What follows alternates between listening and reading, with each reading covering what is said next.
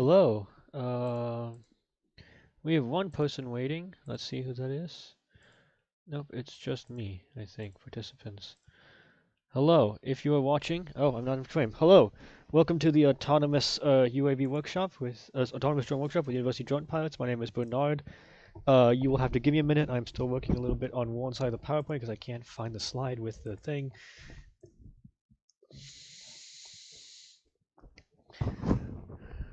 There it is.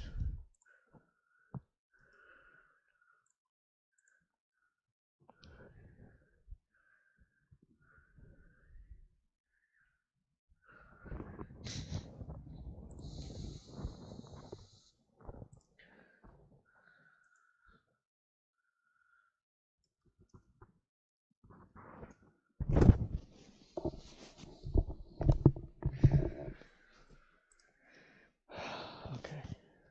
Oh, that's a lot.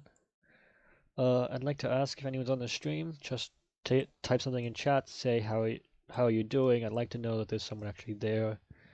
Um, so that way doesn't feel like I'm talking to a blank screen, if that makes sense. I have not posted this video in the group chat, so I'm gonna do that right now. Uh,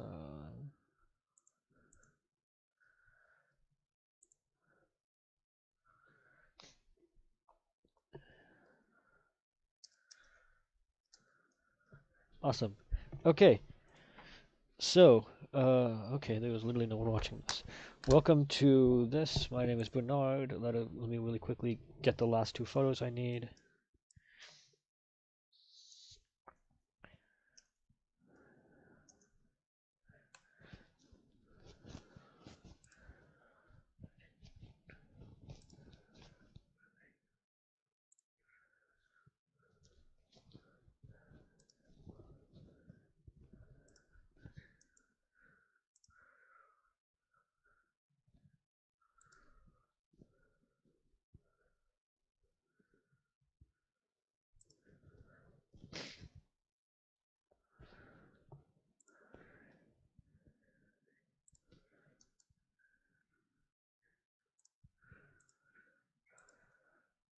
Oh,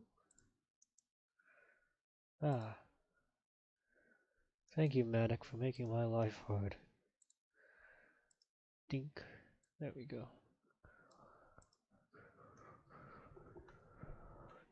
Okay.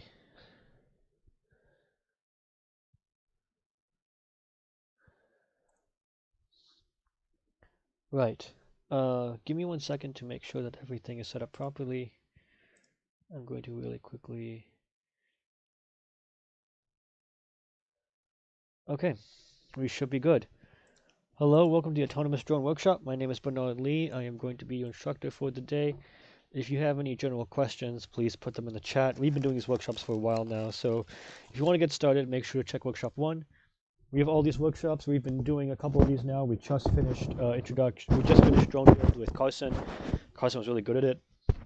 Today we're going to be doing the autonomous drone workshop, where we're going to be talking about the autonomous drones, what kind of technology there are, what kind of options you have, and most importantly, if you want to use autonomous drones for your project, how would you do it, and what kind of systems would you need, and what do you expect to be looking for. Bear in mind, one, that I'm hungry. I'm sorry, chat. Bear in mind, two, that this is covered for. This tutorial is set up for undergraduate university students. For graduate students, other things you might want to talk to your professor. However, this is set up so that way undergraduate students can sort of figure out, hey, this is kind of what I'm looking for. This is kind of what I need for my capstone project, for my science research project, that kind of thing. What kind of tips I should be looking for? What kind of tips and tricks I am looking at? That sort of thing.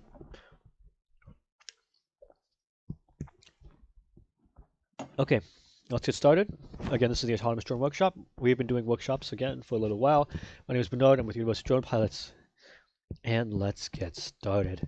Okay, so today we are going to be learning about the control softwares and control hardware for autonomous aviation. And we are also going to take the chance to run a simulation of an autonomous unmanned aerial vehicle. Unfortunately, because I'm using Wi-Fi, I cannot connect to the autonomous aerial vehicle and the computer at the same time, but we will try to show you guys a demonstration. as best as possible of how to run a simulation of how to use an autonomous UAV and how all the systems work.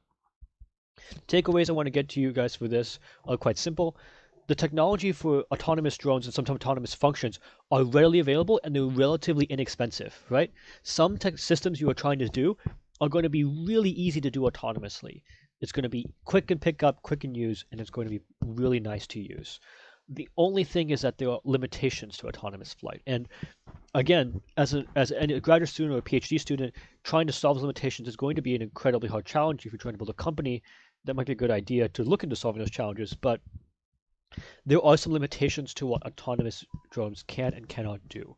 Let me just really quickly check to see if that is me. It is not. We are good. Okay, let's go ahead and get started. So, autonomous drones in the modern day. We talked a little bit about this in Workshop 1. There are three kinds of main drones that we would prefer to use autonomously, right? The easy one that we can think about is cargo drones. Cargo drones for path planning for cargo drones is the most discussed planning system for autonomous drone, the most discussed usage.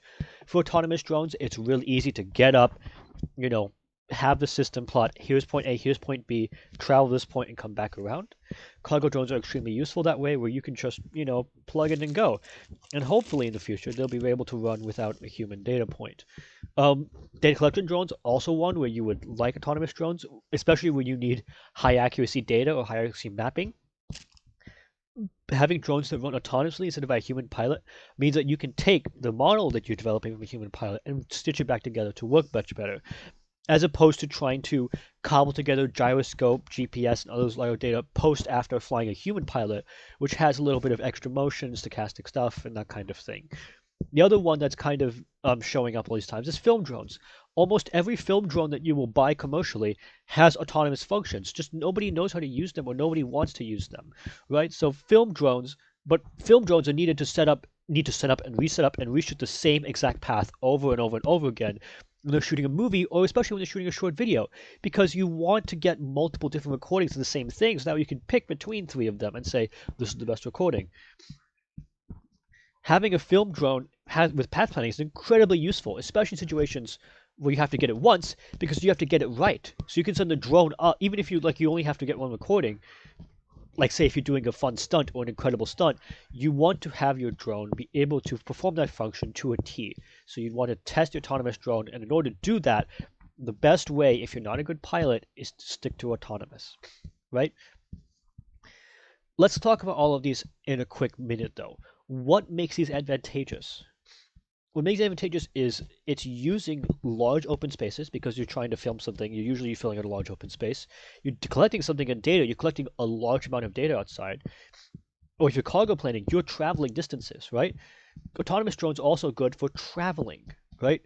You can't always rely on a good connection with your drone when you are flying over a certain range, right? Over a certain VLS. You're required to maintain visual sight of it unless you have your waiver, but you can't always guarantee that your data connection is going to be perfect, and especially if you need it to operate while you, the human, aren't in the loop, that is going to be a critical factor, right? Traveling long distances, almost all autonomous drones with their waivers, almost all drones that have their waivers will have some sort of autonomous functions. So they can do waypointing and path planning so they can get to a point back, right? Cargo carrying is also an important one, because cargo carrying, you want to maintain your drone's stability as much as possible, and a human pilot, even the best human pilots, will sometimes screw up cargo drone carrying capacity. An autonomous drone can just, take it off and land and operate only within a strict set of parameters, right? Autonomous functions are usually a lot more limited in the maneuvers they can carry, but they are extremely useful when you're trying to just get from point A to point B efficiently, right? Here are some examples. Zipline is the example that's gotten a lot of news recently. They are a South African company dedicated to delivering medical supplies. They initially started by delivering heart transplants from across the country, but now they're delivering COVID-19 test and relief supplies. They're a very, very interesting company. I'd recommend you look into them. If you're interested in replicating their work, nothing of what they're doing is difficult, so that's a good recommendation. Amazon, if the GIF wants to play. Amazon is also doing a lot of package delivery kind of stuff. This is their Amazon delivery drone. as you can see, they're trying to get it so that there's no human in the loop, so it can fly to a location, deliver autonomously, and then come back around. This is good if you try to deliver packages to rural areas or areas where roads aren't that great or that kind of thing. Stuff like this might be useful. If you have a military application for it, there's a military application for it. There's also data collection.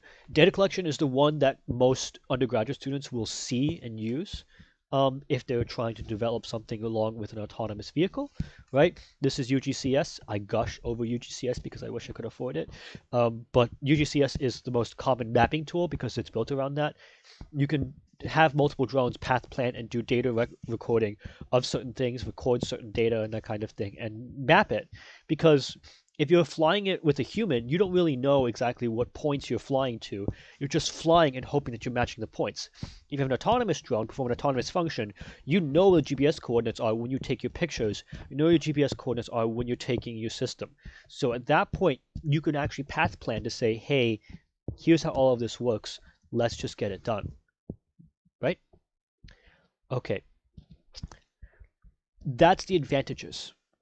There are a couple of disadvantages when you talk about with the limitations of modern autonomous vehicles. This is where, if you were watching this in 2030, I am going to sound really, really old and really, really dated. But in 2020 and in 2015, and if you are broke, that's the big one, if you are broke, the limitations of modern autonomous vehicles become incredibly obvious and incredibly prevalent the minute you start looking into it. If you were trying to do something, let's say, have a drone perform a specific action like deliver mail, which was an actual capstone project of a couple of students here, you will have to consider these limitations or run these limitations. And it's better you design around these limitations before you actually try to solve these limitations. The first limitation that you have with, or you should pin at everyone you start. I don't want to spam the chat. Here, I will do that. Because I've got time. Okay, Striker, I have spammed everyone in chat. Do you need me to catch up anywhere, or did you miss the lecture at all, or are you good? Do you want me to go back?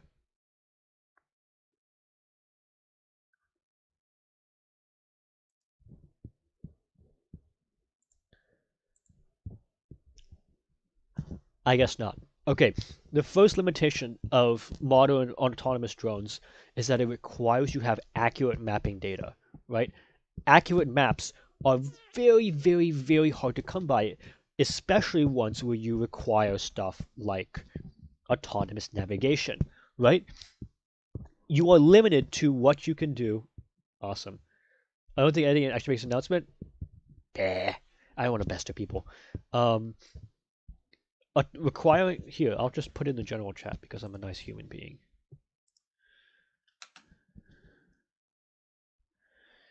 At members and at UH students.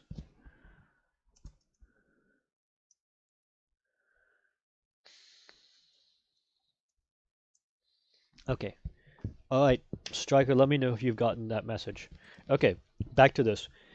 You can use Google and GPS for simple applications like path planning, but remember that Google and most GPS data connection systems and most satellite data does provide terrain data or building height, right? There is no simple API to take the building height that they have saved in Google and plug it into your drone. That doesn't exist because Google doesn't like it when people do that. So it is very, very, very hard to pull GPS data to use that kind of function.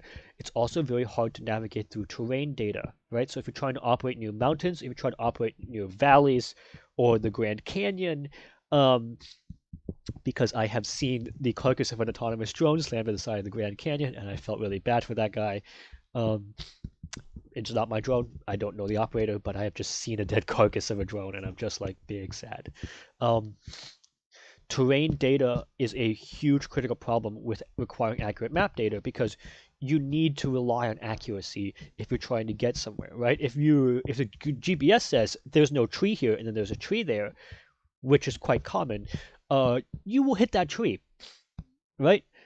The only solution to this is, going to be talked about later, but onboard computing for obstacle avoidance is going to be a critical factor. Is it legal to fly in national parks? It is, which is why there's a dead carcass of a drone, and it's not mine. Anyway, another problem that's a big problem with autonomous drones is sensor drift. Sensor drift is something that you will need to consider when you are developing your drone. Your drone is going to have to acquire a lot of sensors in order to fly by itself without a human operator because it has to rely on these sensors to see the world, right? The problem is if any of these sensors get a little bit screwy, you are going to have a massive problem.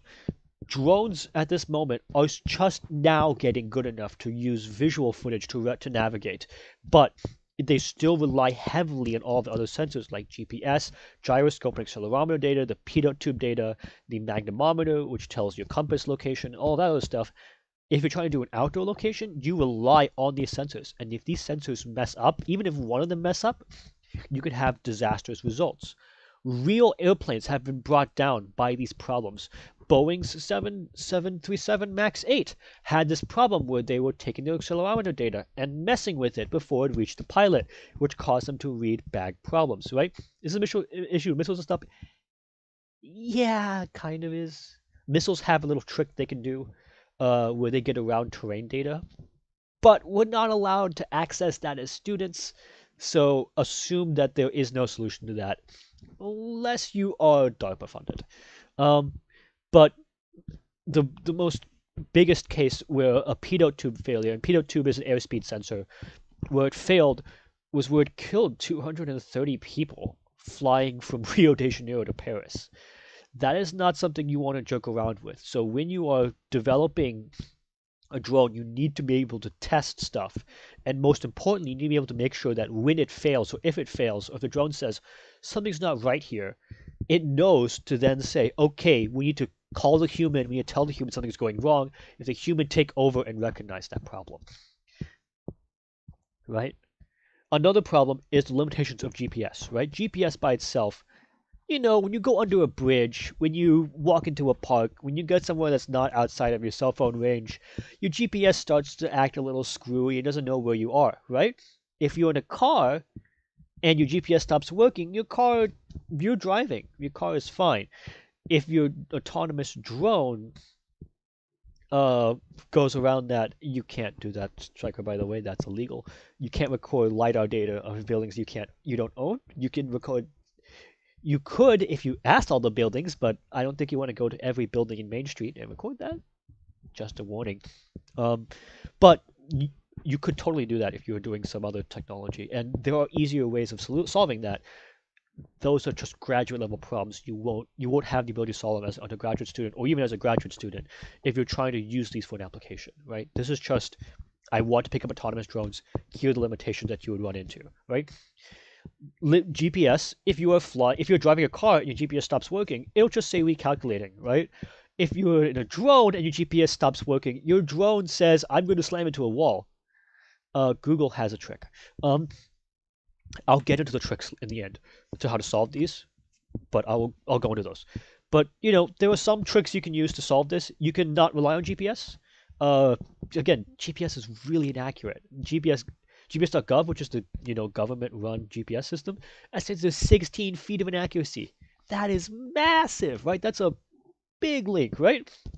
It's about if you buy an okay GPS, like $50, $40 GPS antenna, you'll get about I want to say like 5 feet, 6 feet. That's not good enough to navigate through trees. It's good enough to navigate like maybe from one soccer field to another, but it's not good to navigate through tight buildings. It's not good to navigate through anything else, right? The trick is to use RTK systems. So RTK is real-time kinetic. You have a ground station that's transmitting like its own GPS signal, so that the GPS on board knows that okay, these two are anchored in the world. They're close by. We can do some trigonometry to measure how far away the drone is. Those systems usually cost around the range of $100 to $1,000. From my understanding, because I have met the professor who does it here on campus, who does RTK training, those systems for the setup for his use of his class about $5,000. It's expensive, but if you need to be able to navigate through places where GPS doesn't work, GPS denying might start happening, that kind of thing, RTK works brilliantly there. right? Obstacle avoidance is another massive problem with drones.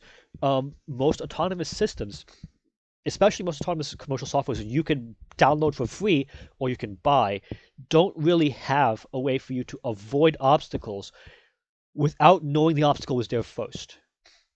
So all of the softwares that I'm going to teach you, I'm going to workshop through today, they have ways to avoid obstacles, but those ways to avoid obstacles have the obstacles in advance, where you know on a map, on a Google form, on somewhere that this is the range you can't exit in, this is the range you can't enter in, right?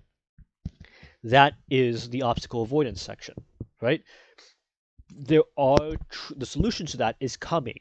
The technology is already here. It is just very, very expensive, very, very difficult, and requires a lot of artificial intelligence wizardry, right? You can use an onboard lidar sensor. Stryker has mentioned that in the live chat. You can use an autonomous lidar sensor and a glider to fly between buildings to measure data. This is what autonomous cars use, and it works to some degree. If you're using a drone with a lidar system, it's been proven to work to some degree. Down here, this GIF which isn't playing. Oh, the GIF is playing. The top GIF is playing and the bottom GIF is not. Damn you, Google. This bottom GIF is from MIT. This is their LiDAR system where they took a LiDAR network, measured, hey, this is how close we are to some things, and then combined that with a stereo camera to measure, okay, here's how far away that object is, we can avoid it. Here, they're using a 360 camera to say, there's a trick with 360 cameras where you can measure the distance of how far away something is based on how distorted the object is. University of Zurich is using that to dodge balls being thrown at it, which is an actually incredibly difficult task, right? So in the future, you can use this to, fly between humans. The technology for this, by the way, has only become commercial this year. It's only become commercial this year. This is like on the ball level of new technology. As an undergraduate student, you would not expect to know how to do this. And I will tell you about the technology in a second. The other problem is stochastic targeting. If you're path planning for a known path, that's fine, right? You kind of know what you're doing. If you're path planning for like following a person, or say trying to deliver medical supplies to a specific person, or if you're trying to have the drone follow you, right? Like walk down the street with you. This is where you start talking into automatic targeted following and stochastic targets. This footage, by the way, is from a Predator drone. This is a non-combat footage, so it's safe to show. It's also declassified, as you can see by the big black bar. Stochastic is a synonym for random, so we expect random movements. Cars can make right turns without the drone knowing. Cars can make a left turn without the drone knowing. Humans, when they're biking, when they're walking, they can make random turns. The drone's just like, I wasn't planning for this, and realize that there's something problem. This is something that current graduate students have the ability to solve. It shows up in mathematical modeling, it shows up in data recording, that kind of thing. It's relatively possible to solve this, but not if you're an undergraduate student, especially if you're not trying to use it as part of application, if you're not trying to develop it, right? If, let's say, this is your research project, you want to write a paper around, say, hey, let's do a thing where this drone is following somebody. That's a research paper on its own. If your drone wants to add a feature that says let's follow somebody, this is where it starts getting screwy, right? This is where you're going to start needing to start thinking of either hiring a couple of graduate students or working developing technology for a year. There's also the legal limitations, because we always got to talk about the law, because Robert watches these, and Robert is our law guy. So if you want to talk about law, here's the law. For the moment, it says that if you are having an autonomous drone, even if it's supposed to run without a human in the loop, a human must be able to connect to it and control it, and a human must be operating only one drone at a time. So you cannot have multiple drones run at a time unless you apply for a 107 waiver. And for autonomous drones or swarm drones, that waiver is 6 months, right? So apply for it before you even apply for your capstone paper. There is a couple of tricks to this. The trick is indoors. Swarms don't have to work if they're flying indoors. So if you're doing swarm testing, borrow somebody's gym, right? But if you're doing outdoors drone testing, especially if you're doing an outdoor performance, you will have to realize that every single drone requires a human operator.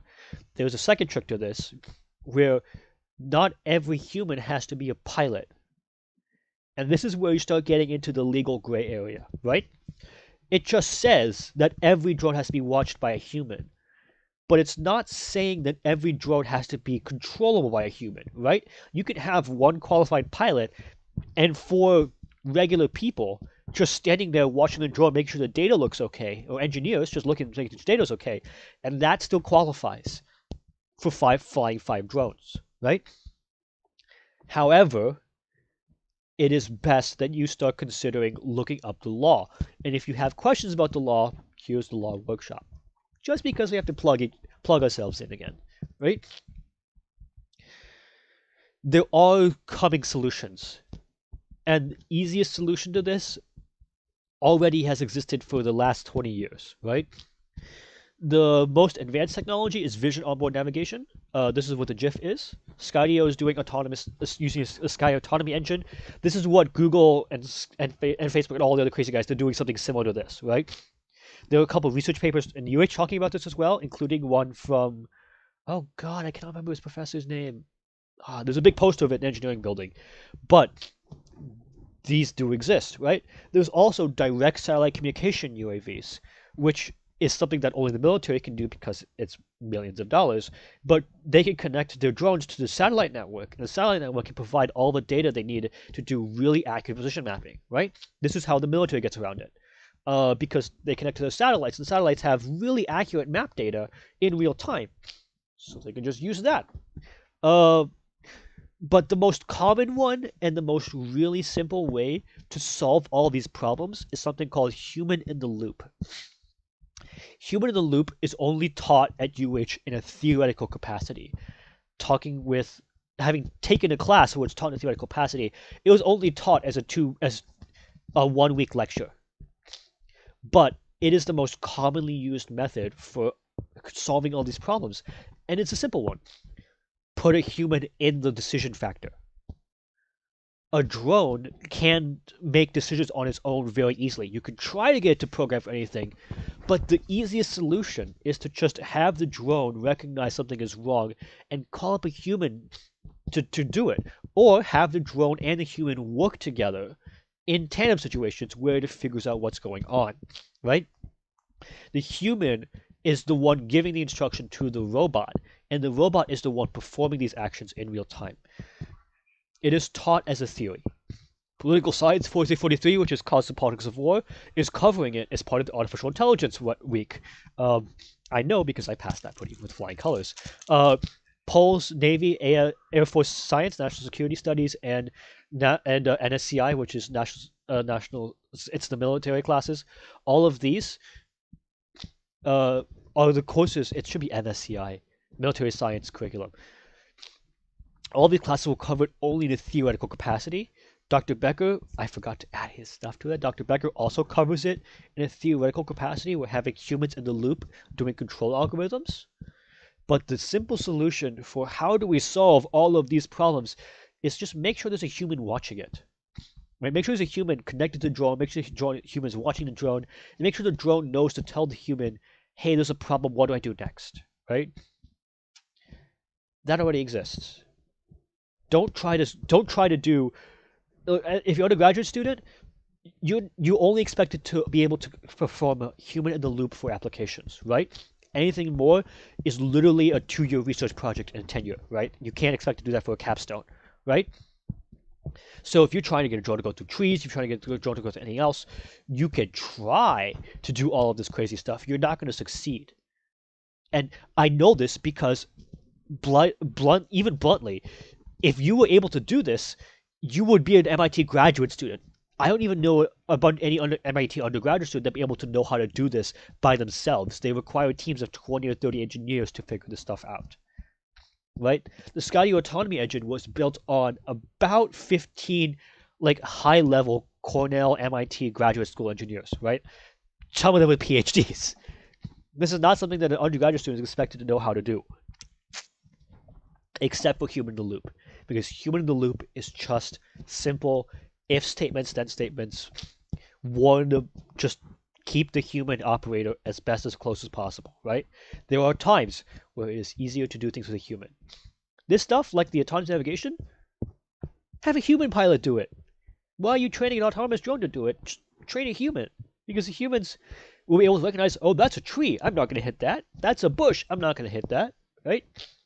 Don't really have the drone rely on sensors that could fail or AI that could be really ridiculously complicated and ridiculously expensive. Just keep a human in the loop. Now they understood the limitations and how to solve them. Do we all have any questions? Is Striker's still watching? Striker's no longer watching. R.I.P. Pepperoni. You should be studying for your Cal test right now. R.I.P. John. Okay. Let's talk about the hardware and software of autonomous UAVs that are commercially available. There are some softwares that are not commercially available, but for most of the students, especially us broke students, here's what we'd find. Here is the 3 most common ones that you'll find that are free. Autopilot is the most commonly used one. It's relatively cheap. It's actually the software is free, but the hardware is kind of cheap, and it's really easy to pick up and use. There are a little bit of them. You're still here. Awesome. Google is showing that you're not, but Google is a dick. So, Autopilot is really easy. Most commonly used in hobbyist applications are relatively easy to use. The nice advantage of it is a lot of documentation. Autopilot's been around since at least 2010. That's when I started seeing it pop up. But it has been around for a long time, and there are a lot of updates, a lot of features. Michael Osborne, who's the guy who's written it, still works on it. So, don't feel afraid to use Autopilot because it can works. Right? iNav is another one. It's kind of new because it was forked from Betaflight. I want to say 2016. Don't quote me on that. But 2016 is what I remember seeing iNav for the first time. It's used mostly by people who started from the pilot side, right? Because you start from the UAV pilot side, iNav is built literally carbon copy from Betaflight, as in they copied all of Betaflight and then duct taped autopilot features to it. That is basically what they did. It is a very, very, very decently used system for developing this kind of thing. It's also much cheaper than autopilot because the flight controllers for this are usually about $50, but autopilots are usually about 70 to 80, right? It's only a little bit cheaper, and it's a lot smaller. Normally, if you have an iNav drone, you have a lot of smaller things to it, and they've got features that pilots would like. Stuff like being able to switch to PID loop control, which is something that autopilot absolutely sucks with. Autopilot's PID control systems are just crap. iNav is also much better at being able to do features that resemble what pilots would fly. So UAV drone operators like Carson and I, who Carson was teaching the last workshop, all the buttons are the same for iNav as they are for Betaflight, so we all get used to it, as opposed to autopilot, where all the buttons are weird and they're strange and annoying, right? And then there's the last one, which is Mavlink.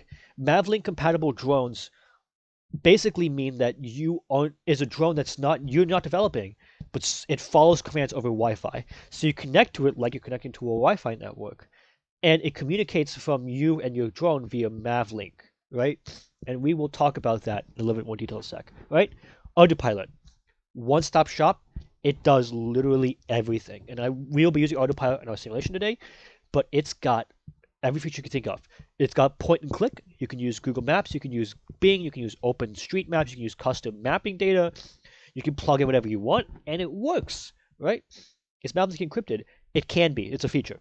I'll go into that. You can select mission commands from drop-down menu. You can pre-program anything. You can configure your vehicle. What kind of range you expect on Mavlink? I'll go into Mavlink in a sec. Autopilot has been around for a long time, so it has a lot of different types of drones you can use. Autopilot has 20 different types of drones that it can run on.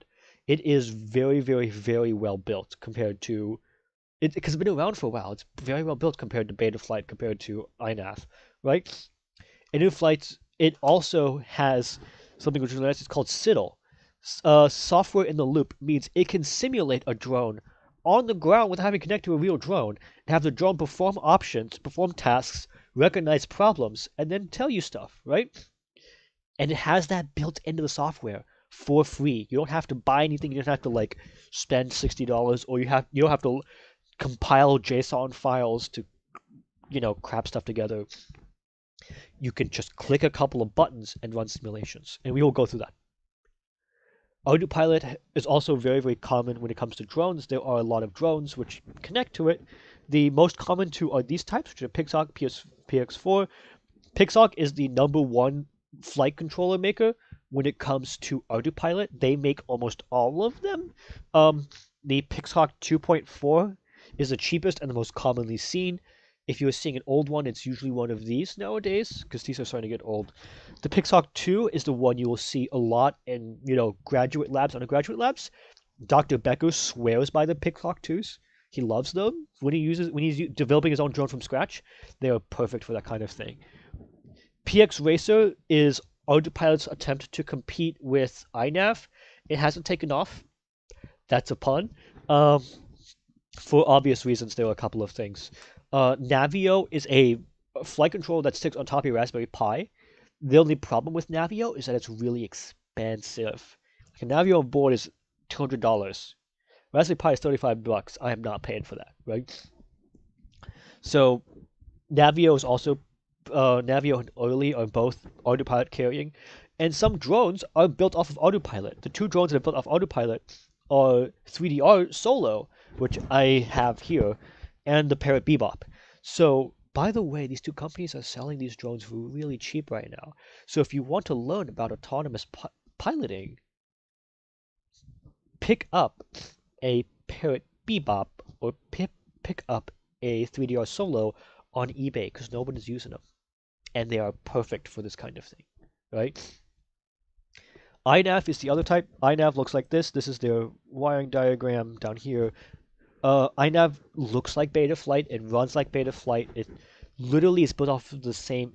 They copy pasted Betaflight and then duct taped on path planning on it.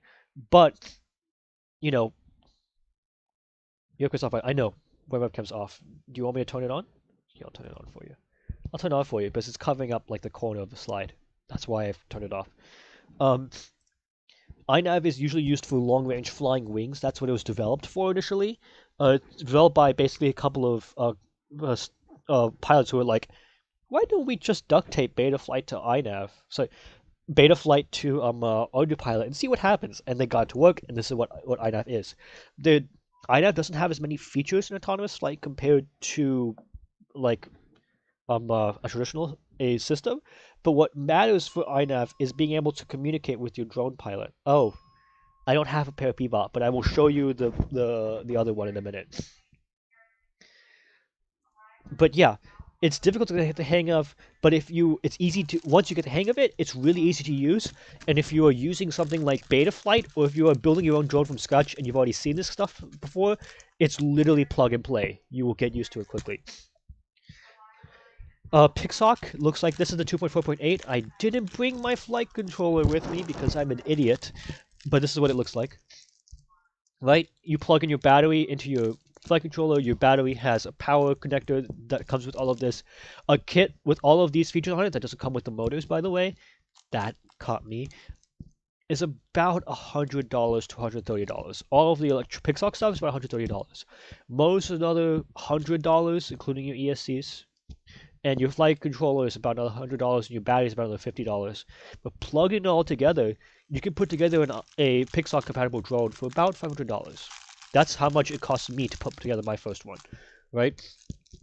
In fact, it's my only one still because I'm broke.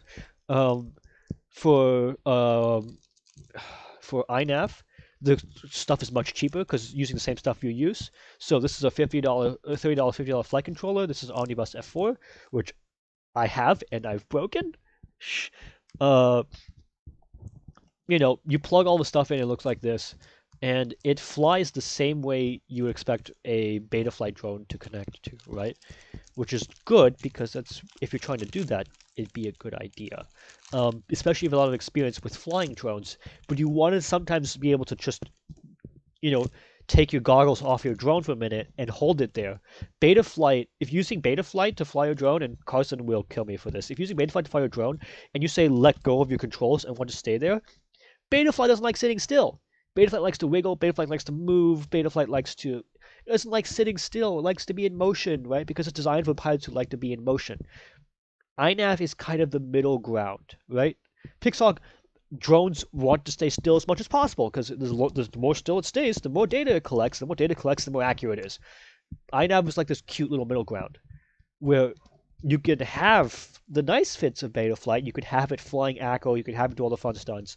You could just turn that off with the flip of a button, and it'll start following the paths you programmed into it, which is hella nice, right? I am building my first iNav drone this year because I am broke and I just got all the stuff to build an iNav drone. Uh, really, I should have upgraded this a long time ago, but iNav is here and I'll be getting a lot more experience with it. We're not going to be covering it today, but that's what it looks like. Here's what I'm going to show you the drones, Striker. Here's what I'm going to show you the drones. So, Mavlink compatibility. Mavlink is a Wi-Fi based protocol to connect and communicate with drones. Mavlink is basically here. Let's now take a second to look at my camera and pull out the nice giant 3DO Solo. This is 3DO Solo. If you guys are coming November 21 in-person fly day, is this camera even... Oh my god, it's so bright. What the hell? It's not even focused. Ah. Oh, come on. Oh, come on. There we go.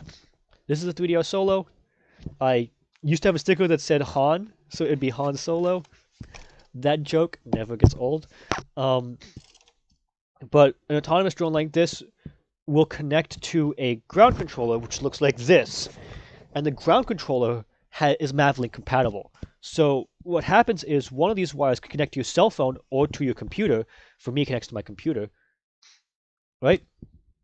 And you can connect to it and feed data through it through Mavlink. And Mavlink is literally just Wi-Fi with drone features, right? Mavlink is based off of the normal wireless Wi-Fi network that you receive. So you can just have this sitting next to your computer and connecting your drone to it, and it'll feed data, the other data, to your drone. The range of this, depending on how good your controller are, the Parrot Bebops with the range extender can go about 5 kilometers.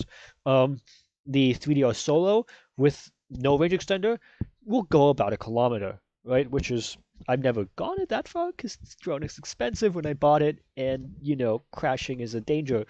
But I've flown it around my backyard, I've flown it around the field autonomously. It is perfectly fine. I say it's perfectly fine, and if you look here on one of the motors, there was a little bit of dirt from a crash. Yeah, the 3DO Solo is a really good training platform. Again, if you're getting into autonomous flight and you're just wanting to figure out how it works, I wish I was a professor because I could teach. I literally buy a bunch, buy a Parrot Disco, sorry, not Parrot, Parrot Bebop, buy a 3DO Solo. On eBay, they're literally about $150 to $300 right now. This one came in at $350 because it came with a bunch of extra features. Came with extra battery too. It's cheap, it's affordable, and it connects, right? Mavlink connected drones. Mavlink is an open source network, so literally any drone type can connect to a Mavlink network. Your Phantom 3, your Phantom 4, your Mavic 2, your Mavic Pro, Untech, and 3DR make this. Autopilot is Mavlink compatible. How Autopilot connects to your drone network is usually through Mavlink. Mavlink also, you know, the Autopilot also makes a bunch of weird stuff. The DJI N3 and A3, which are the DJI flight controllers. By the way, if you're buying the DJI flight controllers, don't. They're expensive and not worth the money. But if you're trying to do that kind of stuff, that's fine. The smallest drone that's Mavlink compatible is DJI Spark. It does not have all the features when you're connecting it to Mavlink because it's a Spark. They're tiny. But almost all drones today will be Mavlink compatible in some way. Mavlink is just like Wi-Fi, so it logs in with a username and password. You can set it up so that way it has a default password, which is literally just 1, 2, 3, 4, 5. That's the default. But most of the time, and most of these drones, especially the Phantom 4, the Phantom 3, and the Mavic, and the Unek H520, and the 3DO Solo, will require you to change the password. The only one I haven't seen where it doesn't require you to change the password is the Parrot Bebop, and that's because the Parrot Bebop is from 2016 and ancient. And also, Parrot has been dinged for security multiple times. Parrot drones and Mavlink don't secure. Parrot's the only company I know that doesn't actually secure their drones. The Phantom 3 had a problem where they had it unsecured, but DJI patched that real quick. Parrot never did. So if you see a parrot bebop in the air somewhere, just remember that the code to hack it and take it offline and have it crash is readily available on the internet and was a DEF CON talk. That is all I can say. Okay, the simulation software. Autopilot has a long list of systems that you can use for simulations because Autopilot's been around for a while. So, if you want to develop a simulation or if you want to do data collection, Autopilot is probably one of the easiest frameworks to get started with. Here's the entire list of stuff that is compatible with Autopilot. There's a lot. There's Citadel, Gazebo, X-Plane 10. I've never used X-Plane 10. Silent Wings, JLB Sim. But here are the most... Hey, I watched a DEF CON talk. Everyone watched a DEF CON talk. I thought DEF CON talk was hilarious.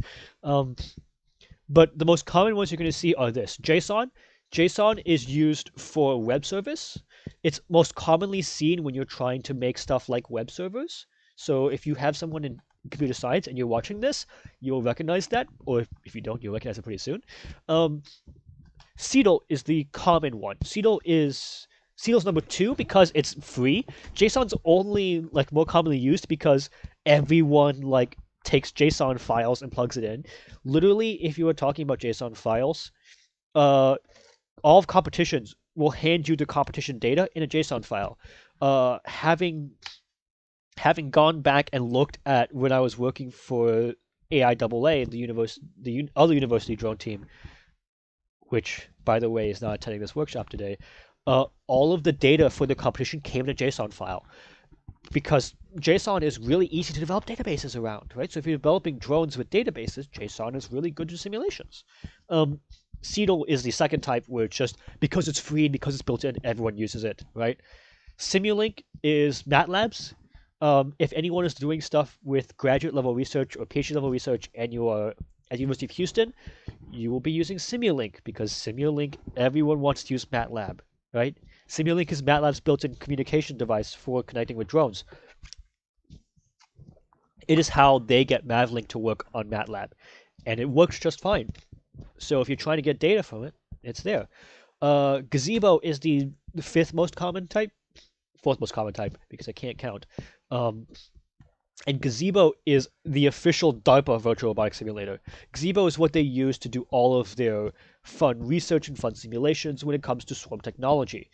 If you are touching Gazebo, you better have been talking with somebody like a professor or DARPA, because I don't think it's free. However, if you can play around with it, you're most likely to get a job with any of those companies, and they pay 6 figures. Just a heads up. There are a bunch of other ones. If you recognize any of them, feel free to put them in chat. I don't know any other ones. But they work, right? Mission Planner is the one with the most documentation, though, because Mission Planner is part of Citadel. Shout out to Simulink, using it right now while you listen. Really? Awesome, man. Anyway, Mission Planner has a very, very good wiki. They are very, very, very well documented because they have a lot of questions. They've been around for a long time, right? So if you have any general questions related to Mission Planner and I don't answer it, here's where you go. You go on you Google Autopilot, you click up Mission Planner. This is all documentation. Here's how to do all this stuff. Here's how to get all this stuff to work. Unfortunately, the tutorial for just getting started, the Mission Planner wiki is designed for people who've already sort of gotten used to the system, right? It's not for people. It's not really good for beginners, and there's not really a lot of good tutorials for how to do that. That's kind of why I decided, hey, we need to make a tutorial on this. Here's why we're doing it. So now it's time to get in the workshop, right? We're gonna use Mission Planner today because Mission Planner is very, very easy, right? Converters Lab. Oh, big oof, right? We're using Mission Planner today because Mission Planner is cheap, it's free, and anyone can download it. Where you would download it is just here. Let me see if Google will work today. Lecture view. Yep. So if I go to Google, that's a live stream. If I just type in Autopilot Mission Planner, right? Because I've been Googling a while. Install Windows right here. Click here. It installs, right? And it's free. More importantly than free, it's editable. So you can actually compile it on any software you want. It runs on Windows. It runs on... Oh, that's pretty cool. It runs on Windows. It runs on Mac. I'm surprised it got to work for Mac. It also runs on Linux. It even runs on Android. My phone has autopilot because I've never thought, sometimes I've thought, hey, I'm out in the field and I forgot to bring my computer. Let me connect my phone to the autopilot system, right? Mission Planner is cheap. It's affordable. Everyone has seen it before, and because of that, it's perfect for undergraduate students who are just trying to get it to do something, right? Unfortunately, a little bit finicky, which is why we're doing a workshop on it, right? Now, here's the last part you're going to want to do before we start, actually doing a workshop, right? When you are running your tests, it is best you do it first in a wide open field with no one around it. In Houston, there are only 5 locations I know of that you can actually run an autonomous test, and I've only been to these 4. So these are the 4 I'm going to be talking about, right? Colonial Fields at UH. Normally, university drone pilots, if it wasn't for coronavirus, would be flying there because it's a nice big open field. It's a soccer field. No one goes out there. It's perfectly nice and safe. If you're trying to do fun stuff out there or autonomous flying out there, it'll be fine. If you are interested in flying there, be advised that there is a lot of paperwork you have to do or fines you have to do. So join University Drone Pilots. I will bring the 3DR Solo around and you can use it. The other 3, which are on the maps here, are RC airfields. They are all run by the Academy Model Aviation. The AMA, if you mentioned from my introductory workshop, the AMA is where all of the is a historical organization which has a long history, so they own a lot of fields. Houston has a bunch of them, but the 3 that allow autonomous flying that I understand are here, because these 3. Scobie is the second largest one. Scobie is over by, oh god,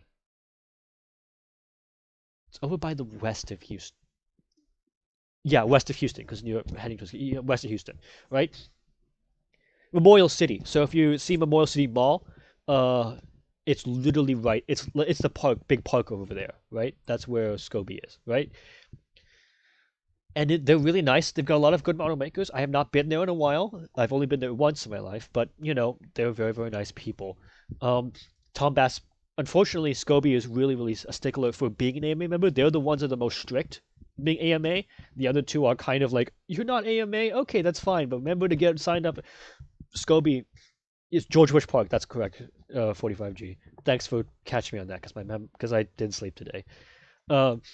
Scobie is they are a stickler for having an AMA card. If you don't have your AMA card, they probably won't let you fly there.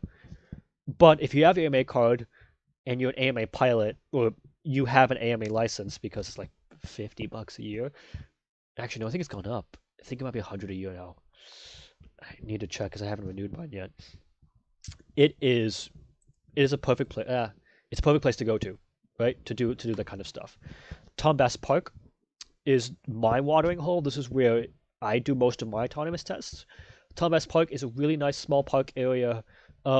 It's got an AMA group that handles a bunch of stuff. They fly out there. They have fun. A couple of NASA guys hang out there, which is why it's a lot more lenient, right? They're really, really nice when it just comes to that, and they've got a couple of people who know what they're talking about. Right? They've got like 5 or 6 pilots who have worked with autopilot before, and that kind of thing. The last one is NASA JSCRC, where it looks kind of like an arrow. By the way, if you ever wonder, hey, why does their airfield look like an arrow? It's because it's not an airfield; it's a blimp tether.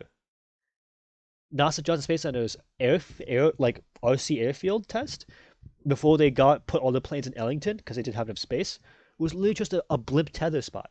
That's what that little tower is. The more you know, trivia.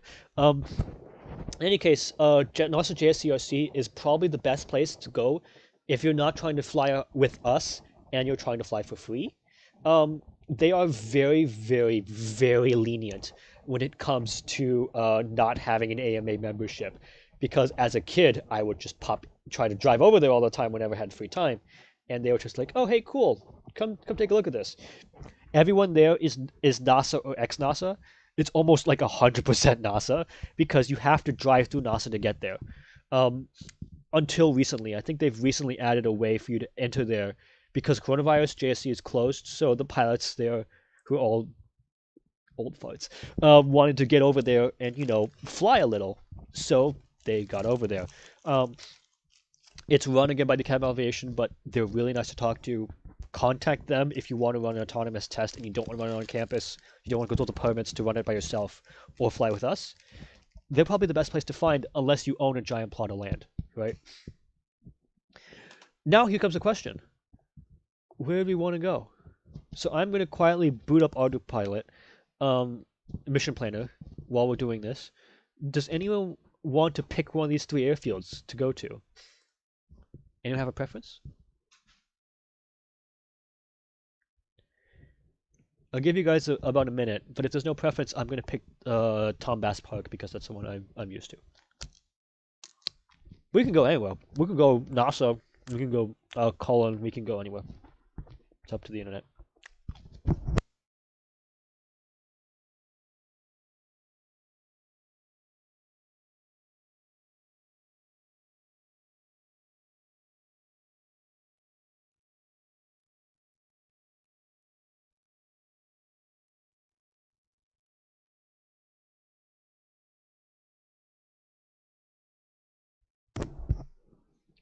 UH is kind of a mess, but yeah, we can do UH.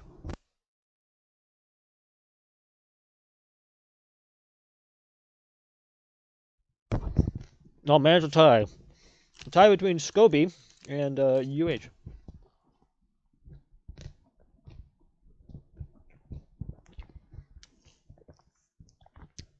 You know what? Let's do Scobie because I haven't been to Scobie in a while. So let's go ahead and do Scobie. Let's close up PowerPoint, and here's Autopilot what it looks like when it's open. This is Autopilot. This is Tom Bass. All the way out here that's George Park, and that's Scobie because I have them memorized.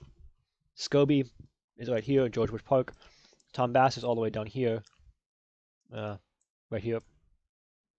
That's Tom Bass right next to the golf course, and Johnson Space Center is this big triangle right here.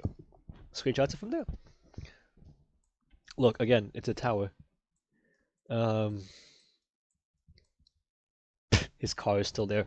In any case, let's go to Scobie because I think that's the best place to do for this test because it's got a lot of open space. Here's Scobie Airfield. It's all the way over here in George Bush Park. Let's zoom in, and here's what it looks like. Let's get started. Okay, so the first thing we're going to do, now we have it open, right? Let's assume downloading it is easy. You go online, you click the download link, which I've shown you recently. You install Mission Planner, and once you're there, you're there. So now, let's start talking about, getting this thing to work. So first, we are going to look all the way over here and just get used to the thing, right? On your left is your drone's data controller, right? This is what it would look like because this was built off of people who flew planes. This is what the on-screen display is for a airplane. I believe this actual setup is a 707 HUD. It's either 707 HUD or an F-16 HUD, because the guys, like airplanes. The only difference is that it's got stuff down here, which is EKF, Vibe, and GPS. Vibe is going to be your is a warning for your vibration. GPS is, your GPS, and EKF is your magnetic sensor, right? Let's go ahead and look through all of what it's got, right? There's data, which is if you're connected to a drone in real time. Here's what it looks like if you're connected to a drone in real time. You'll be receiving the data, where the drone is, what that kind of thing looks like. Plan is where you plan all of your path planning. So let me really quickly set the new home base to Scobie.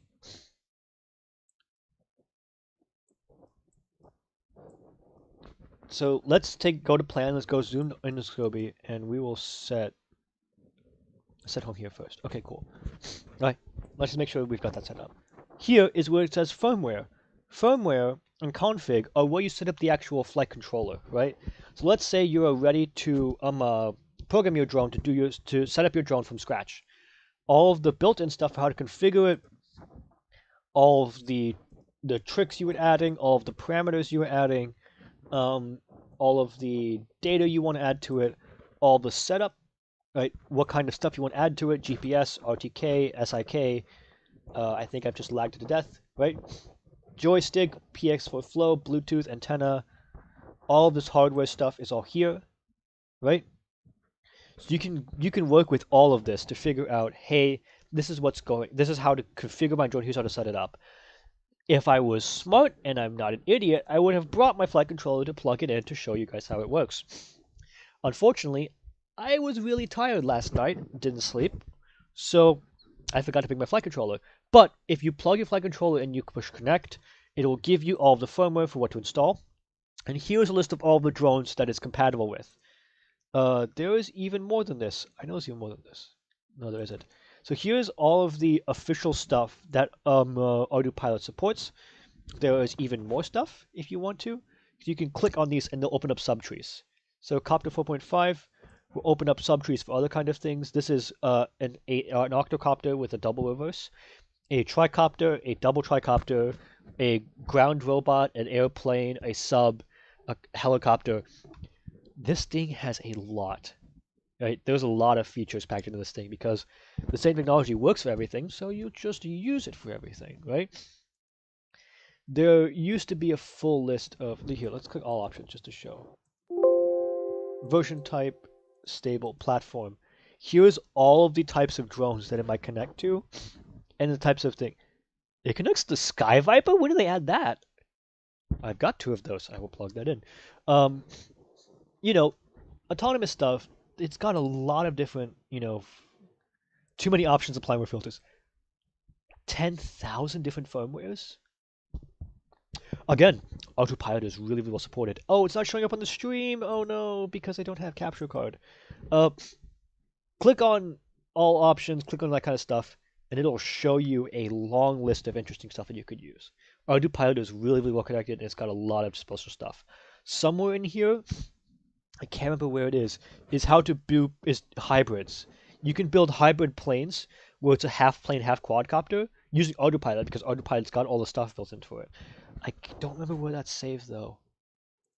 Is it in beta firmwares? No, it's not. But, oh, no. Yeah, so again, all of that is here if you're ever curious, right?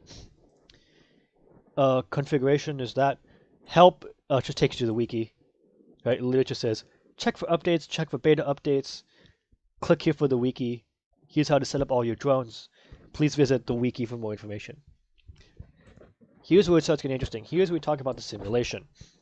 And now here's where, if you are following along at home, this is where I hope you have downloaded Autopilot by now. If not, pause the video, go download Autopilot and come back. For those who are watching the stream live, if you don't have Autopilot already installed, that's fine. You can go back and watch this later. In fact, I recommend you to because it ups the view count. So, the first thing we're going to do is we're going to go to our flight plan and we're going to set our home. Because usually, when you start out, it starts out all the way out here in the globe, right? And you can't really do anything with this. So, what you want to do is you want to zoom in all the way to where you are doing your map in, or you can type in a Google address and figure out the geolocation for it. It's easier just to scroll down. Go all the way down to where your drone is roughly, and set that to be your home, right? If you don't set it to be your home, your drone will automatically pick, and you connect to your drone will always set its initial start point at home. This is both a good thing and a bad thing, because if your starting point is at home, and your drone is like here, your drone's going to want to fly all the way over there first before it starts anything. That's fine, but let's say, for example, that your drone is over here, and you turn it on. And you activate it because you're just doing a ground test, it's going to take off and try to get to home first. You don't want that to happen. So remember, when you are booting it up, make sure to set your home. How to do that? You right-click. The right-click button doesn't fucking show. Google is a dick. You would right-click on it. It jumps up with a menu. The menu looks like this. You would set home here, and that's where you would set your home, right? Okay? Once you set your home, then let's go back to simulation. This is where things start getting interesting. This is the SATU simulation software. Here's what we're going to set up. We're going to go here, we're going to click model, and here's all of the models that exist. When do they add balloon? That's a fun one. We're going to go ahead and pick quad, because that's the quad with the 4-way. And then we're going to go ahead and click multi-rotor, and click start. You can actually click, here's the full list of vehicles that they've got. Quad plane is a plane multi-rotor.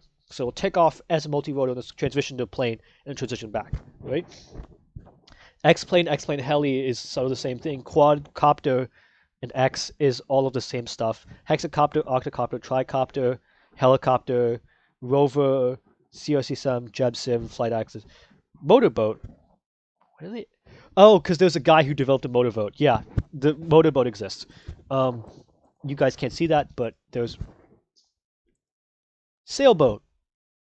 Ladies and gentlemen, autopilot controlled sailboat. I'm impressed. Uh, Mars rover is if you're trying to build a knockoff Mars rover, that's what that is. So we're gonna go ahead and pick quad in this model link by just clicking the arrow here and then pulling up quad. And then we're gonna go and click multi-rotor. Okay? It'll pop up with the dialog command, say start your software, and then it's gonna lag a little because what it's doing is it's connecting to a fake drone. What it's doing is it's creating, and you'll check a separate, if you open a separate tab, you'll see, it's creating a fake drone running Mavlink on a separate on your Wi-Fi, on your local Wi-Fi, so on Ethernet, which is pretty cool. So now you have a drone, right?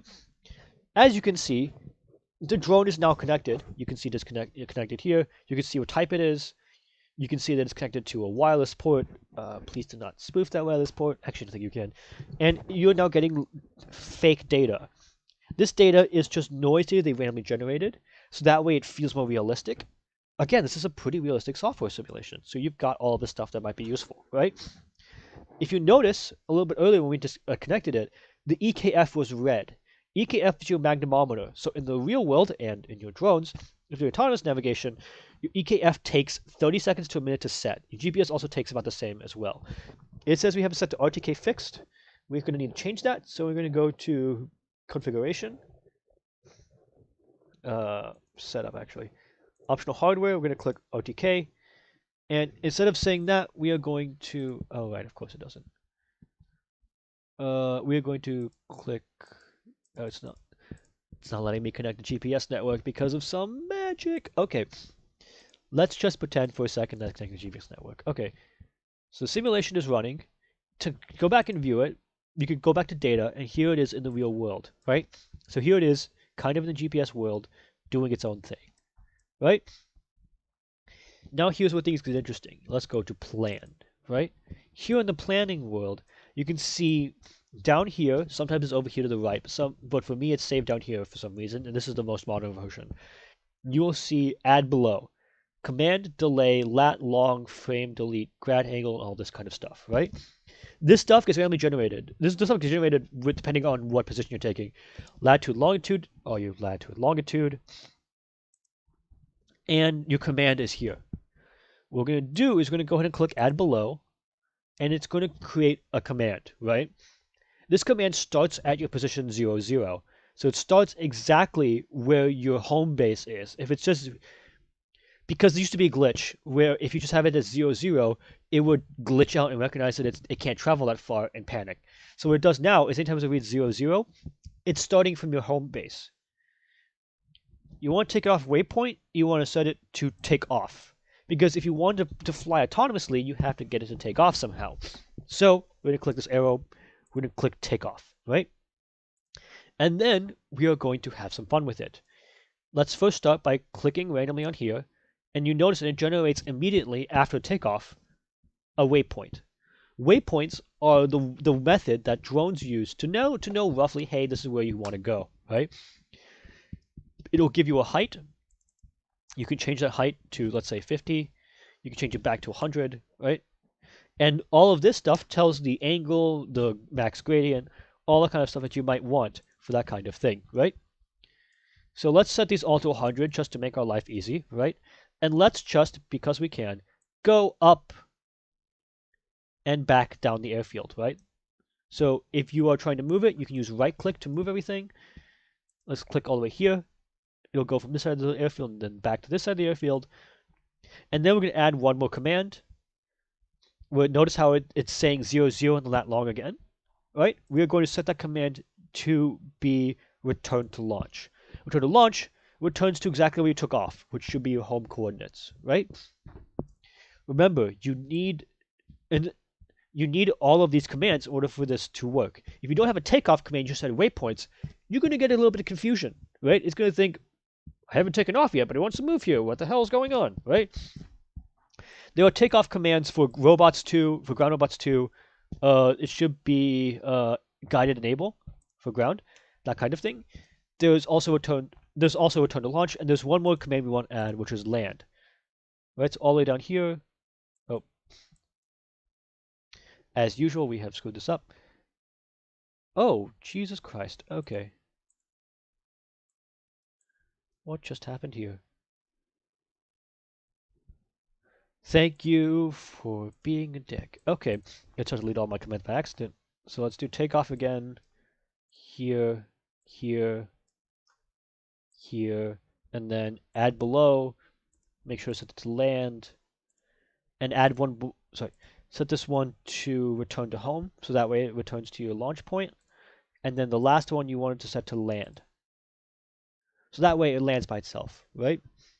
So now we've got all of this up. We've got takeoff, we've got it moving through these waypoints, and we've got it return to land. We now need to click right.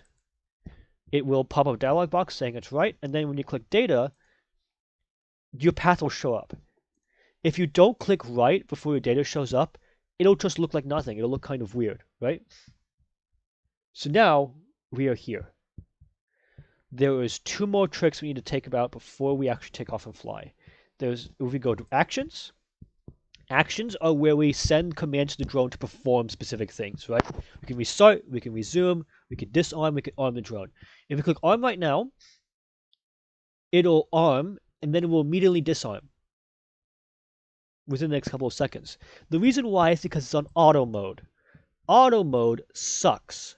Auto mode is one of those safety features they built into autopilot that most people struggle to heads over because they're like, why is my drone not turning on? Because it's auto mode.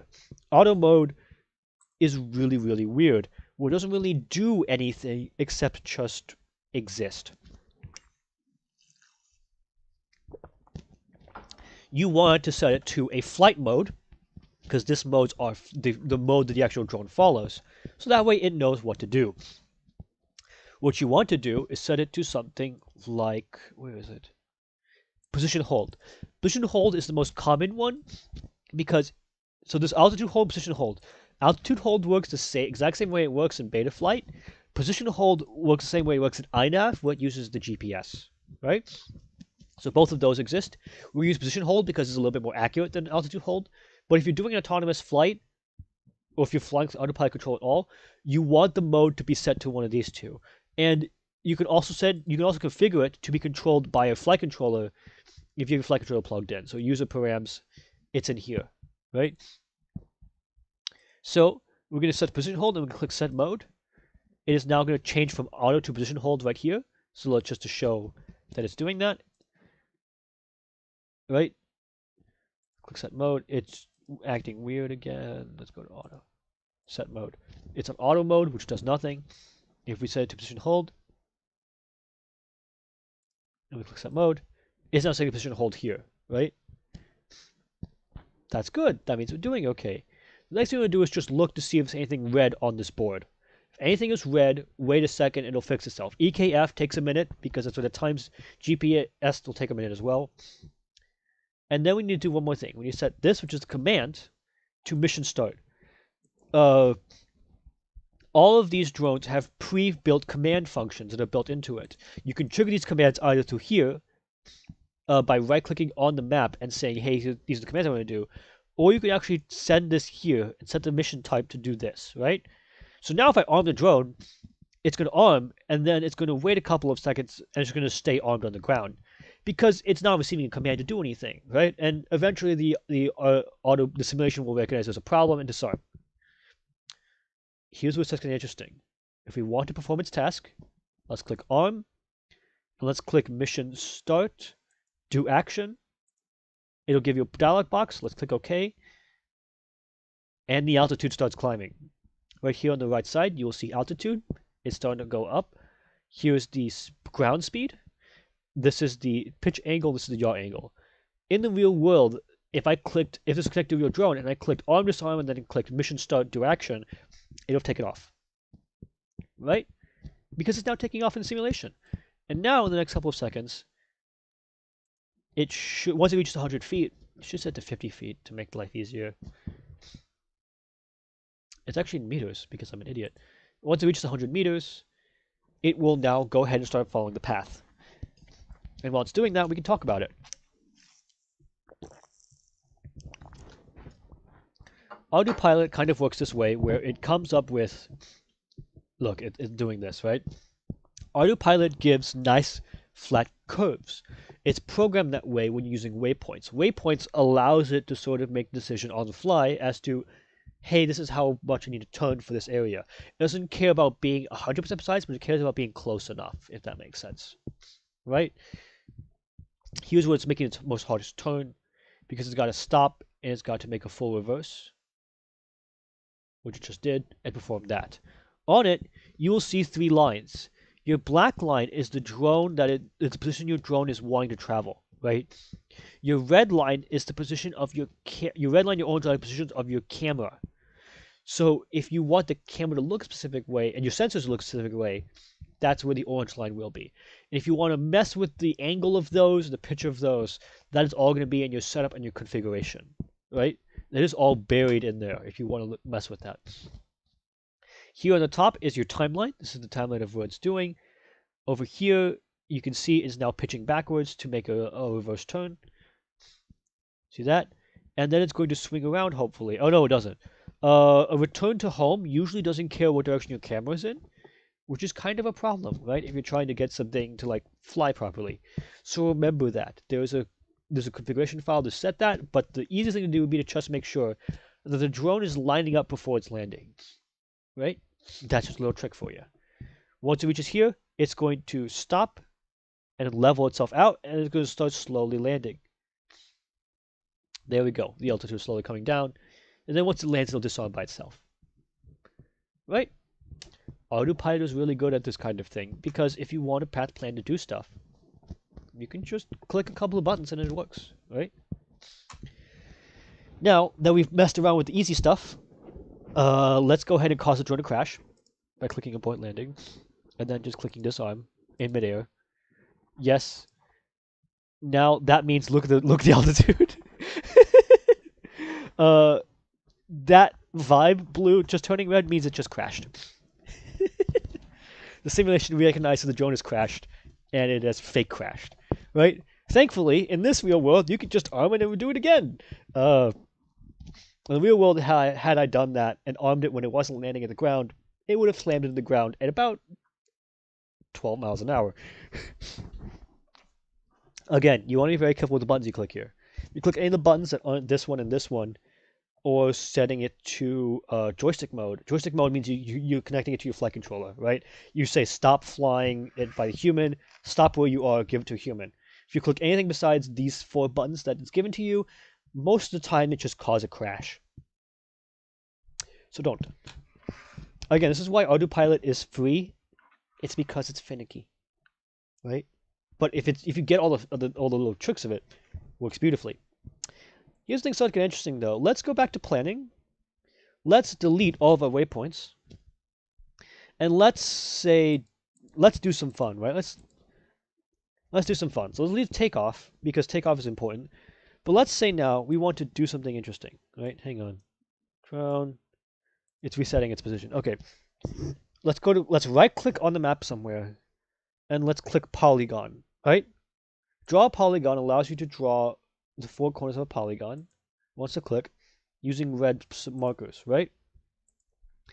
So let's say we want to map out this part of the field, right? We can adjust the polygon size, we can adjust the polygon headers, we can add more polygons if we need to make it a weird shape. We can do other fun stuff with it.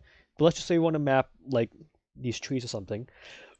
We can path plan it so that way it does it that way. So here's the area of the location we want to map, right? Couple trees. None of these trees are over 50 feet, so we should be fine. And then if we right click again and go to map tool, sorry, if we go to auto WP allows you to create a bunch of stuff once you develop a polygon. So if we want to map a stuff, there's something called create survey. There's actually a lot of create surveys, but the easy one is to create a survey grid. right? Survey grid allows you to pick and oh, the dialog box isn't showing up.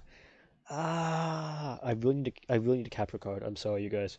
But here, let me see if I can just get to show. Window capture. Yep. So that is what I'm seeing, right? Survey grid allows you to plug in and develop path plannings for surveys, just in case you wanted to, right? So you can do stuff like footprints, which I don't think you need, internals, which I don't think you need. You can pick your camera, right? FLIR, Sony, Canon. The most common one is any of the Canon cameras because they've been around for a while. But the smallest one that I've seen that's most commonly used, and this is the one that University of Texas uses, is the Sony A7R. Right? It has the pre-plan for the camera lens size and the camera width, in case you're ever interested. Right? So it's got all the stuff basically built in to say, here's what the camera looks like, here's how good it looks, here's roughly what you'd have, right? So it defaults to Nikon. We can click Canon because the Canon one has a pretty wide field of view. Firefly 6 has a pretty wide field of view. FLIR has a really tiny field of view. Again, you can mess around with your field of view sliders and play around with what you think is necessary and what you think isn't, right? So let's go ahead and pick the Sony A7R because I talked about it. Actually, no, that's going to take forever. Let's pick the Canon. Okay, the camera is facing forward or camera is facing not. You can use the speed for this mission, right? You can have a lot of different settings, that kind of thing. You can have takeoff and land RTV, so that way you don't have to add takeoff and land commands, right? We click accept. It automatically adds all of the computer. What is you do? Okay, it automatically adds all the commands you want into the command window. So based on your home position, based on all of that, it adds everything you need, including setting the camera photo where it's taking the position. So if you want to say do surveys or map data of like, hey, there are trees growing on this time, which someone actually asked me how to do, this is how you do it. Let's click write. It is now uploading the write command. You can go back to data, and you can see now that it's occupied the map. And if we go ahead and do the same thing we did earlier, which is make sure that it says mission start, arm the drone, pre-arm mode not armable, set mode to position hold, set arm do action, click start, it takes off, it flies the altitude you want, it takes the photos that you want, and then it comes right back and lands. Isn't that awesome? Now, I don't even need to be there to take the photos. I can just set up, watch my computer, let the drone do its own work. It flies to the waypoint, flies to the start point, takes all the footage it needs, and then comes back around, and I can post-process the data. You can even, if you have some simulation software set up or some config file set up, record this data in real time. So you can plug it in and say, here's the JavaScript data, here's the simulation data, let's map it. This is something that's really useful if you're doing a class work project or a student project that you can do with this. Capstone products will expect you to know up to about this far, right? If you're developing a capstone product, this is exactly what they're expecting you to know, right? Anything more than that, and that's kind of crazy. But look, that square as it took its first photo. Isn't that cute? It'll keep going, take more photos, come back around to point 8, and land. You don't even have to do anything, right? Isn't that nice and simple?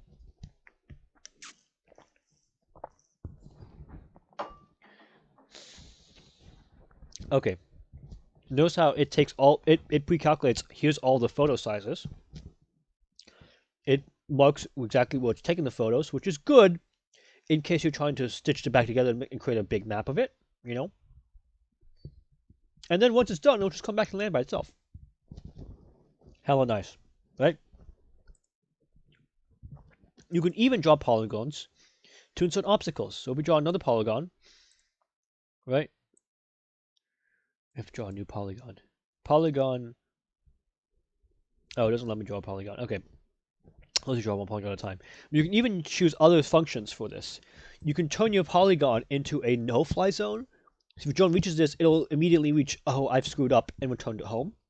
That's incredibly useful if you're, say, flying in an urban environment. So if you're flying at UH, this is the first thing I check.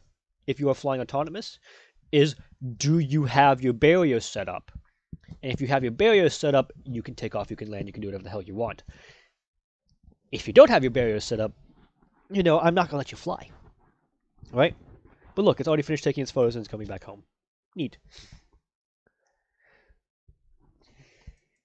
You can also add a bunch of other features. In here, there's also a auto WP for creating a loiter.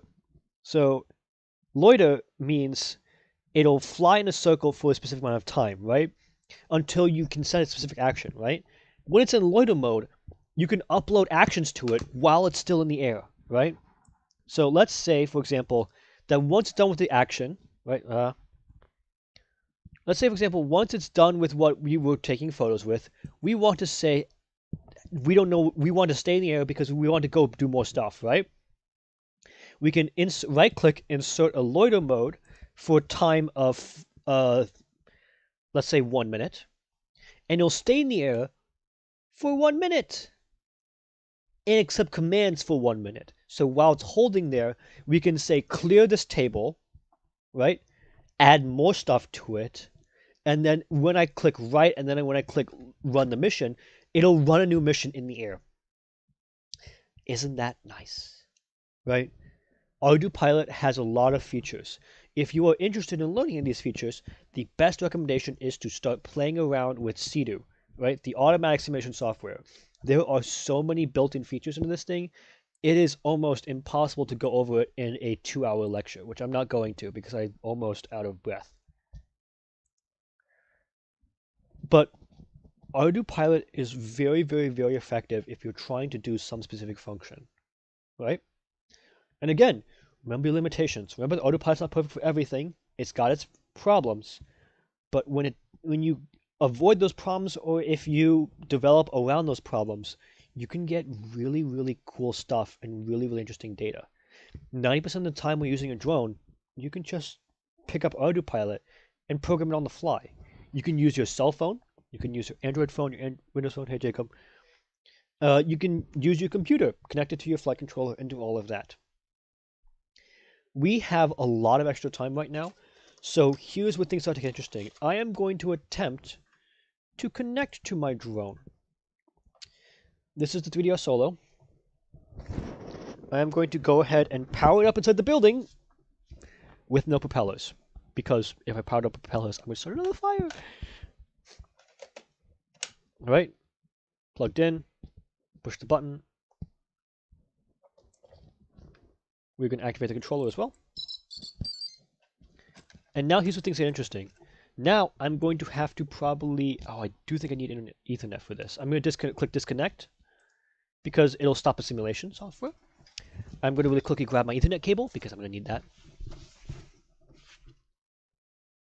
There we go.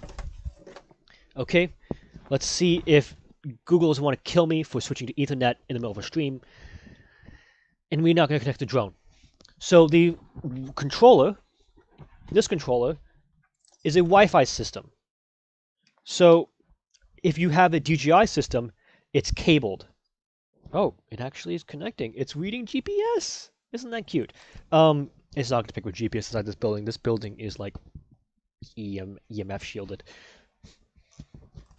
This system has 2 wireless antennas, so now you connect your phone and plug it into it. Unfortunately, the app no longer works because the 3DR Solo is very, very old, which is why most people are selling them for really cheap, by the way.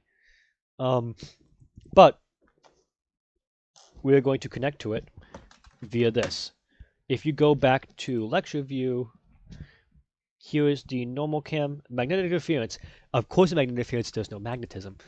So we are going to, oh God, where is it? Is it really not connecting anything? We are going to click on Wi-Fi, right? In your Wi-Fi settings, it's showing your Wi-Fi settings. It'll pop up with the Wi-Fi. Oh, it's not showing Wi-Fi. How dare you? Okay.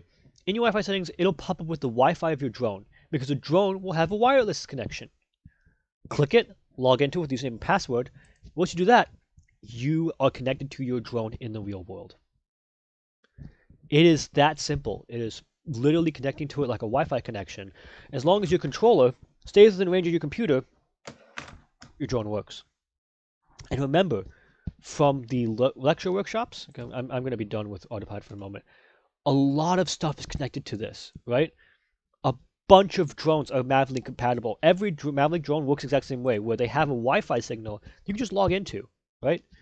If it wants to fucking play the PowerPoint, please play the PowerPoint. Really? Oh, it really has to be from current slide. All of these drones are Mavlink compatible. They all work the exact same way with autopilot. They all work the same way with the other autopilot softwares like Q ground control, UCS. Let me turn off the drone right now because I'm not gonna need it. Right? Dink. Right? Literally, it's just plug and play for autonomous now. 5 years ago, that's a pretty big challenge. 10 years ago, it was almost impossible. But now it's all relatively easy plug and play stuff. And it's not hard to get used to. Okay, that is mostly it for the workshops. Remember that next week, I don't know if we're going to be canceling the workshop or not. Carson is going to be teaching a workshop on autonomous drones. But we're also going to be having this really, really nice thing, which is the business behind the drones. It's going to be posted on this channel as well. We're going to have 3 CEOs. Oh my god, the third CEO is not on the list. I'm going to die. Nick Massinada from Drone Parks Worldwide, who is now at Baylor University, doing a bunch of, I think he's getting his actual master's degree, where, you know, he actually started his own company here in Houston about drones to do stuff with teaching people how to fly drones. If you're interested, he's a good person to talk to. Carl Schwab of Skyline, Georgia, Texas, has really, really big drones. If you think this is big, imagine one that's about the size of an FRC robot. A really, really big robot. Carl Schwab has those. They use them for inspection of power lines, of radio towers, of big signal towers, that kind of thing. That's what they would use them for. The last person that came in is Andrew Ashore, who is really, really cool, by the way. Andrew Ashore is from Lucid Drone Technologies. They are the ones who are building drones that clean stadiums. Like actual, like the COVID-19 cleaning drones. They got like a lot of funding recently from a company who just gave them a contract to clean all their rooms with robots. If you're interested in talking to any of these, the RCP link is below. I'll also put it in the comments in case you're curious. But that is a full lit, everybody, and I hope this lecture was good for you. If you want to get interested in autonomous drones, download Autopilot and get started. And I will see you next time. That's a full lid. Have a good week.